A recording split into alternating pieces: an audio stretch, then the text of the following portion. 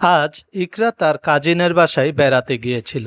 সারাদিন তারা একসঙ্গে খেলাধুলা, হাসি, আনন্দে দারুণ সময় কাটিয়েছে। কিন্তু বাড়ি ফেরার সময় যখন ইকরা জুতো পরে বের হওয়ার প্রস্তুতি নিচ্ছিল, তখন তার কাজিন তাকে শক্ত করে জড়িয়ে ধরে বলল, না, তুমি এখনই যেতে পারবে না। অনেক আদর করে বোঝানোর পর অবশেষে ইকরা বিদায় নিয়ে বাড়ির উদ্দেশ্যে রওনা দিল। কিন্তু গল্প এখানেই শেষ নয়। বাসায় ফেরার পথেই ইকরা আবার এমন এক মজার বায়না ধরল, যা শুনে আমরা সবাই অবাক হয়ে গেলাম। ইকরার সেই মজার বায়নাটা কী ছিল তা জানতে হলে পুরো ভিডিওটি শেষ পর্যন্ত দেখুন। কাজিনের বাসা থেকে ফেরার পথে ইকরা যে বায়নাটি ধরল তা ছিল সে জাপানি মিয়াজাকি আম গাছ রোপণ করবে। ইউটিউবে ভিডিওতে দেখেছিল মিয়াজাকি গাছ সম্বন্ধে। কি আর করার, মেয়ের বায়না বলে কথা, তাই গাড়ি থামিয়ে নেমে পড়লাম মিয়াজাকি আম গাছ কিনতে। জমিয়তুল ফালা জামে মসজিদের পাশের আরণ্যক নার্সারিতে ঢুকতেই সে যেন পুরো দিশেহারা হয়ে গেল। চারদিকে এত রকমের সুন্দর সুন্দর গাছ দেখে কোনটা ছেড়ে কোনটা নেবে সেটাই বুঝতে পারছিল না। কিছুক্ষণ পর বলছে, আব্বু আমি ফুলের গাছ কিনব। আবার একটু পর বলছে, আব্বু আমি মিয়াজাকি আম গাছ কিনব। এরপর আবার অন্য গাছের দিকেও মন চলে যাচ্ছে।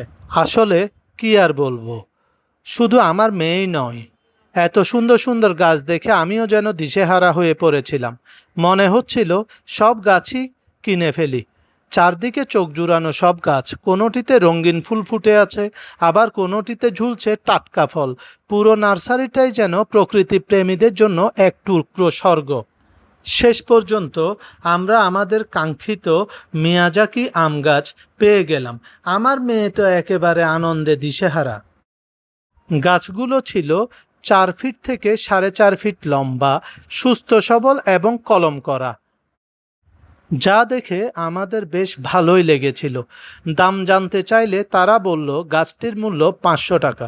এরপর কিছুটা দরদাম করে শেষ পর্যন্ত 400 টাকায় গাছটি কিনে নিলাম। এত সুন্দর সুন্দর গাছের সৌন্দর্য ছেড়ে বাড়ি ফিরতে একদমই মন চাইছিল না।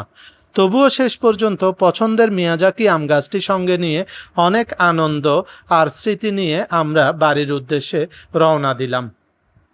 বাড়ি ফেরার পথে আমার মেয়ের মনটা একটু খারাপ ছিল, কারণ সে আরও কয়েকটি গাছ কিনতে চেয়েছিল, কিন্তু একদিনে সব কিছু কিনে দেওয়া সম্ভব নয়।